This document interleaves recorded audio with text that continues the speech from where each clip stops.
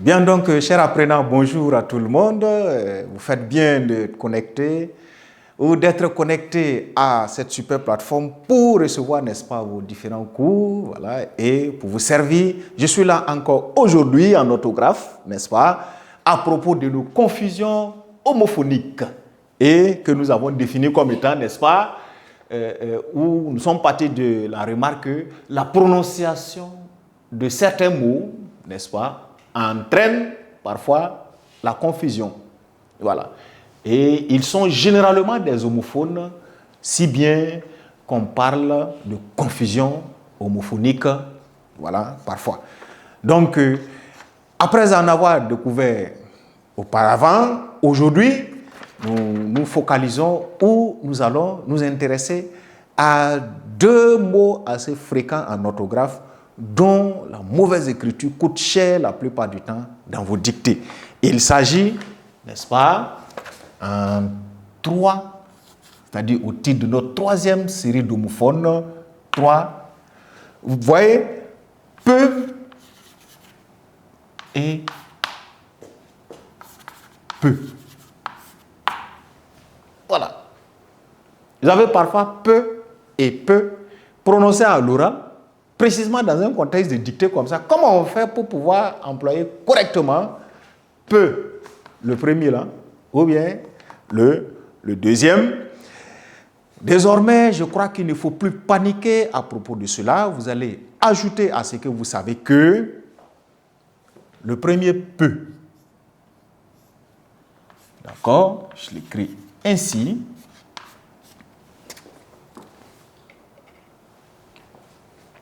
Donc, le premier peu, remarquez, c'est-à-dire celui qui est terminé par un griffe, pour distinguer, par U simple, simplement comme ça. Voilà. Donc, ce premier peu-là, terminé par U simple, est un adverbe. Voilà. Par U simple est un adverbe. Voilà. C'est un adverbe. Et comme c'est un adverbe, vous allez vous rendre compte qu'il y a beaucoup d'adverbes qui sont un peu difficiles dans leurs différents accords, etc. N'écrivez jamais rien à sa fin. Et tel qu'il est, on va dire, comment on fait pour le reconnaître? Remarquez qu'il indique, la plupart du temps où il est employé, il indique une quantité. Donc, on va ajouter cela en disant, il indique, n'est-ce pas? Il indique, il montre, etc. Une quantité. En parenthèse, pour plus de précision, généralement, il indique une quantité faible, c'est-à-dire ce qui est petit. Voilà. Il indique toujours une quantité et une quantité qui n'est généralement pas beaucoup. Petit. Donc, si on met point, remarquez que on peut le remplacer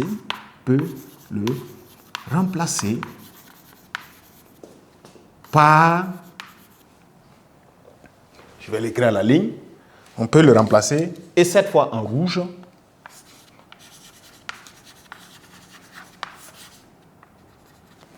voilà. Lui peut se remplacer par beaucoup, c'est-à-dire on le reconnaît facilement par l'utilisation, par l'usage de son contraire. Peu, beaucoup. Or, remarquez, à l'oral, quand on dit peu, que ce soit celui-là ou celui-ci, il n'y a pas en tant que tel une reconnaissance formelle comme ça qui vous permet de savoir qu'il y a peu avec T ou il y a peu sans T. Simplement, analysez dans le contexte. Fouillez pour voir dans le contexte où il est employé. Est-ce qu'il désigne une quantité faible, une petite quantité de, c'est que c'est peu avec U simple à la fin. Marquons ou disons, voyons deux exemples comme ça.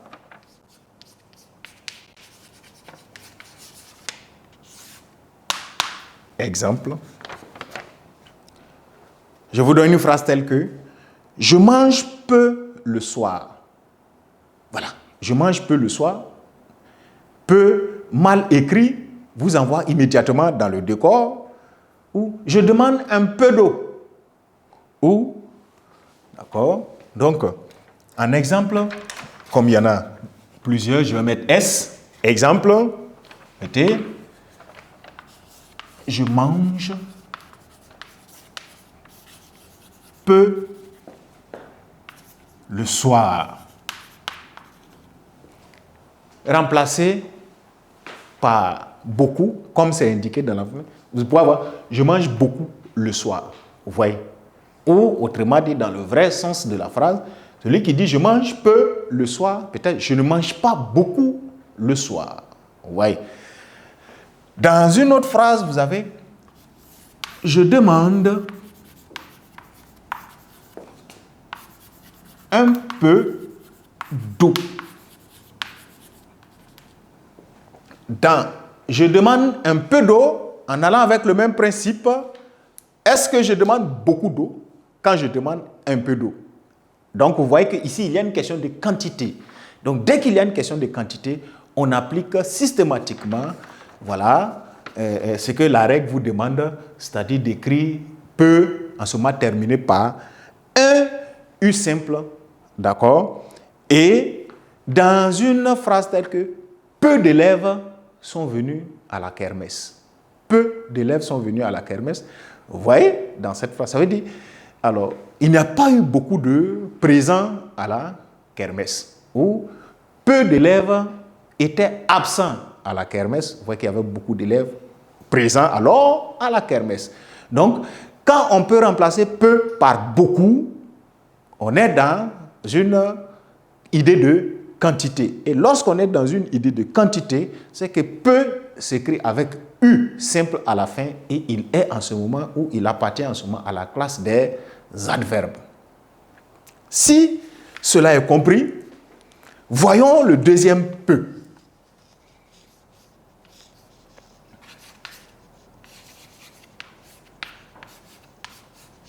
Alors, le deuxième peu, c'est-à-dire celui qui est écrit avec un T final.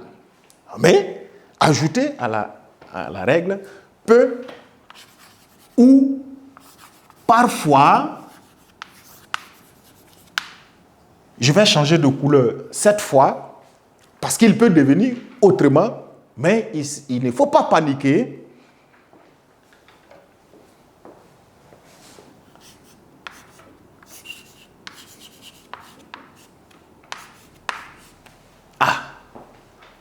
Peu ou parfois, peu, c'est-à-dire P, E, U, X, c'est le même principe. Il ne faut pas paniquer parce que vous allez voir, en réalité, c'est l'un qui devient l'autre ou ils sont presque tous les mêmes. Vous allez dire que le verbe avoir, pardon, le verbe pouvoir est le verbe pouvoir, n'est-ce pas, qui est conjugué ici, n'est-ce pas, au présent de l'indicatif.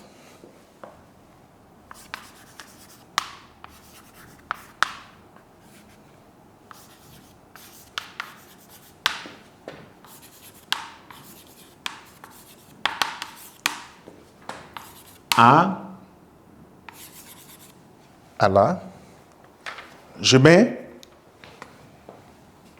à la troisième personne du singulier et pour l'autre, je le mets en bleu puisque lui-même, il est en bleu et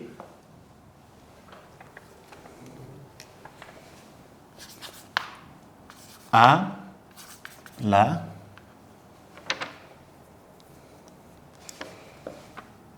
première ou deuxième personne du singulier. Et on va mettre point. Faisons un arrêt. Vous voyez? Alors, peut avec T est un verbe. L'autre est un adverbe. L'autre ne varie pas. Il est toujours comme ça. Un peu de peu et beaucoup de peu, peu importe, il ne prend jamais S. Il ne va pas prendre T, il ne va pas prendre un mot, il n'aura rien à la fin de l'autre. Aussi simple que ça. Pour le reconnaître, essayez de le transformer ou de le remplacer par beaucoup. Le deuxième peu avec T que vous voyez, c'est le verbe pouvoir. Je peux. Tu peux, il peut. Le verbe pouvoir, simplement à la troisième personne du singulier. C'est que dans je peux, tu peux, il peut, vous avez toujours peu. Ça ne sert à rien de les énumérer et écrire pour chacun. Il faut les associer. Voilà pourquoi on dit il peut être avec X, c'est écrit en bleu. En ce moment, c'est soit la première personne du singulier, au présent de l'indicatif du même verbe, ou bien la deuxième personne du singulier, au présent de l'indicatif, du même verbe pouvoir. Cette confusion, il faut l'éviter. Prenons un exemple.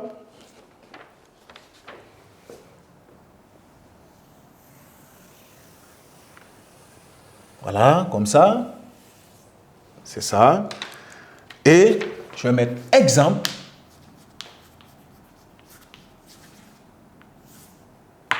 Deux points. Ce qui est écrit en termes de propriété là, c'est ce que vous voyez dans. Quand vous conjuguez le verbe pouvoir au présent de l'indicatif là, vous allez avoir je peux avec X à la fin.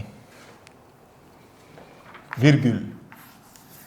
Tu peux avec X encore à la fin. Troisième personne. Il ou elle au singulier. Cette fois, je mets un rouge. Peut.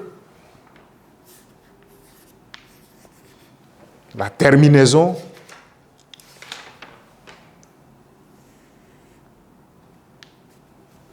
Voilà.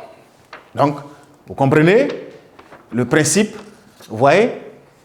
T est la marque de la troisième personne du singulier. X est la marque de la terminaison simplement de la première et de la deuxième personne du singulier du même verbe pouvoir. C'est ce qui fait qu'ils ne doivent pas vous créer des difficultés d'application ou ou de compréhension en tant que tel. Ici, alors, essayez parfois certains faits un peu des astuces simples pour comprendre. Ne dites pas vous allez conjuguer pouvoir à l'imparfait, ça peut marcher, mais essayez le test de l'autre. Si on ne peut pas employer peut quelque part, c'est que c'est ce peut là. Voilà. Pour ne pas alourdir les compréhensions. Si je dis je peux y arriver et vous voulez remplacer peu par beaucoup, ça va donner une phrase qui n'est pas correcte en grammaire. Je, beaucoup, y arriver. Donc, ce n'est pas ce peu-là. Si ce n'est pas ce peu, donc c'est que c'est l'autre peu. Et vous allez faire maintenant simplement la correspondance du pronom personnel. Si c'est je, vous n'osez pas mettre T à la fin. Vous allez avoir X à la fin. C'est pourquoi en bleu, je vous donne la spécification en bleu pour pouvoir facilement vous retrouver dans sa distinction. En un deuxième exemple, essayons maintenant. Là. Exemple 2.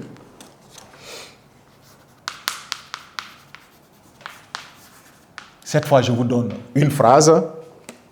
C'est la suivante. Tu peux en être sûr.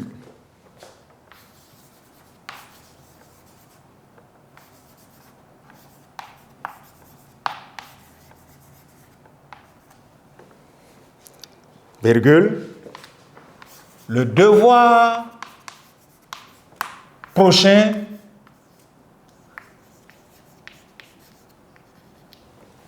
Le devoir prochain peut porter sur cette leçon. Cette leçon que nous venons de faire, ou voilà. Donc voilà deux élèves qui causent, voilà, qui échangent, disent tiens, il faut être sûr, tu peux en être sûr, le devoir. Vous avez deux fois peu dans la même phrase, tu peux en être sûr, le devoir peut. Comment faire pour pouvoir mieux distinguer cela? Mais je vais essayer de remplacer par beaucoup pour voir si c'est le peu simple qu'il y a. Tu beaucoup en être sûr, ça n'a pas de sens. Donc, ça ne peut pas rester le peu avec U simple. Donc, ça va être le peu, verbe pouvoir. Oh, je me rends compte que son sujet, c'est tu. Oh, dans je peux, tu peux, tu as X. Donc, vous voyez que c'est tu peux en être sûr. Le devoir prochain peut porter, j'ai encore peu. Je vais remplacer pour moi quand même avec beaucoup. Le devoir prochain, beaucoup porter sur. Ça n'a pas de sens cette phrase. Donc ce n'est pas l'autre peu, c'est plutôt le peu, verbe pouvoir. Mais le sujet de ce peu-là, c'est quoi? Qu'est-ce qui peut porter sur cette leçon? Le devoir prochain. Genre masculin, nombre singulier. Donc troisième personne du singulier. Alors, tu peux, oui, en être sûr, le devoir prochain peut porter sur cette leçon. En ce moment, l'orthographe est bien, voilà, élaborée et, disons, les réponses en ce moment sont tout à fait justes.